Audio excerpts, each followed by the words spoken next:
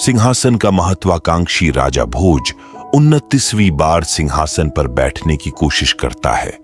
वह जैसे ही सिंहासन पर बैठने जाता है तभी 29वीं पुतली मानवती उसे रोकती है और राजा विक्रमादित्य की एक कहानी सुनाने लगती है।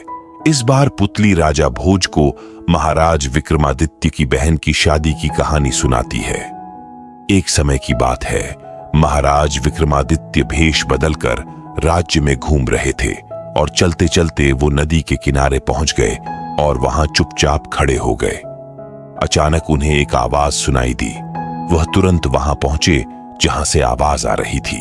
वहां उन्हें नदी की तेज धारा में एक युवक युवती फंसे दिखे। वो दोनों किनारे आने का प्रयास कर रहे थे, लेकिन तेज धारा की वजह से असफल हो जाते थे।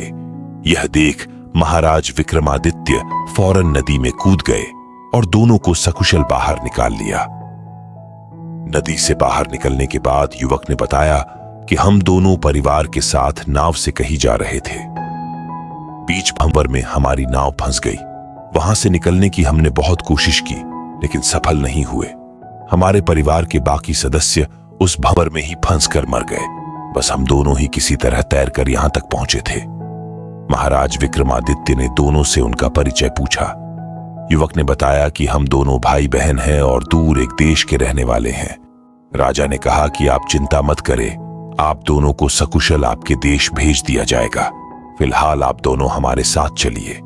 यह कहकर महाराज विक्रमादित्य दोनों को अपने महल की ओर ले जाने लगे। राजमहल के पास जब प्रहरियों ने राजा को प्रणाम किया तो युवक युवती को मालूम हुआ कि अपनी जान दांव पर लगाकर उन्हें बचाने वाले खुद महाराजाधिराज थे। महल पहुंचकर राजा ने नौकरों को बुलाया और दोनों को सारी सुविधाओं के साथ ठहराने को कहा। अब दोनों का मन राजा के प्रति और आदर भाव से भर गया। वह युवक बहन की शादी के लिए काफी परेशान रहता था, क्योंकि उसकी बहन राजकुमारी की तरह सुंदर थी।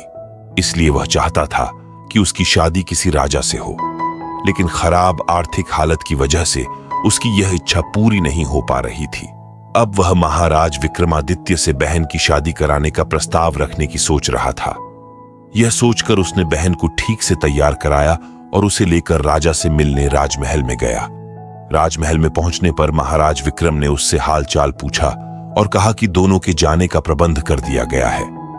युवक ने राजा से कहा कि महाराज, आपने जो उपकार किए हैं उसे मैं कभी नहीं भूलूंगा। इसके बाद उसने राजा को छोटा सा तोहफा देने की बात कही। राजा ने मुस्कुराते हुए इसकी अनुमति दे दी। राजा को खुश देखकर उसकी हिम्मत बढ़ गई और उसने कहा कि मैं अपनी बहन को आपको उपहार में देना चाहता हूं। राजा विक्रम ने कहा कि यह उपहार मुझे स्वीकार है। यह सुनकर युवक को लगा कि राजा उसकी बहन से शादी करेंगे, लेकिन तभी राजा ने कहा कि आज से तुम्हारी बहन राजा विक्रमादित्य की बहन है और मैं अच्छा सा वर देखकर इसका विवाह पूरे धूमधाम से करूंगा। राजा की यह बात सुनकर युवक उनका मुंह ताकता रह गया। उसने सपने में भी नहीं सोचा था कि उसकी बहन की सुंदरता को अनदेखा करके राजा उसे अपनी बहन बना लेंगे। कुछ देर बाद युवक ने राजा से कहा कि उदयगिरी का राजकुमार उदयन मेरी बहन की खूबसूरती पर मोहित है और वह उससे शादी करना चाहता है। यह सुनकर राजा विक्रमादित्य ने तुरंत एक पंडित को बुलाया और उसे बहुत सा धन देकर उदयगिरी राज्य शादी का प्रस्ताव भेजा। लेकिन पंडित उसी शाम राजमहल लौट आया और बोला कि रास्ते में कुछ डाकुओं ने सारा धन लूट लिया। यह सुनकर राजा हैरान हुए और सोचने लगे कि उनके शासन में डाकू कैसे हो सकते हैं।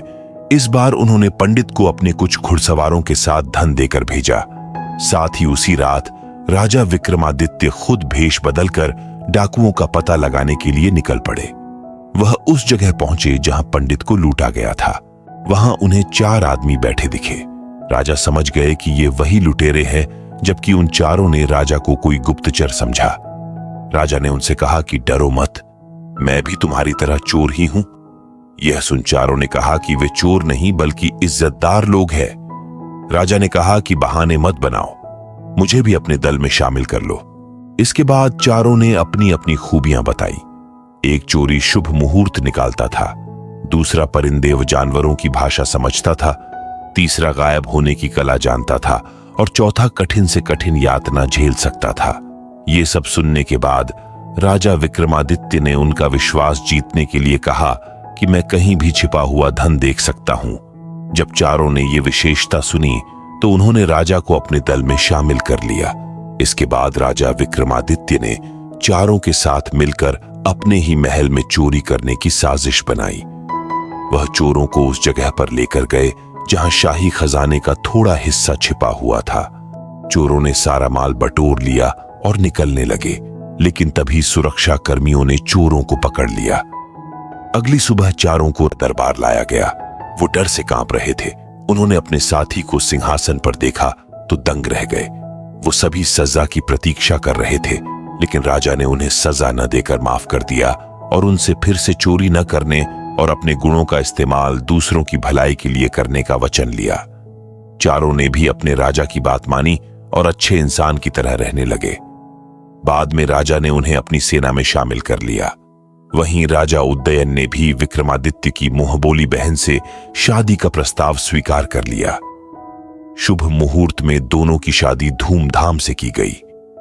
कहानी सुनाने के बाद 29वीं पुतली मानवती ने राजा भोज से कहा कि अगर तुम भी राजा विक्रमादित्य की तरह समझदार, साहसी और निर्मल स्वभाव के हो तो ही इस सिंहासन पर बैठने के लिए आगे बढ़ना।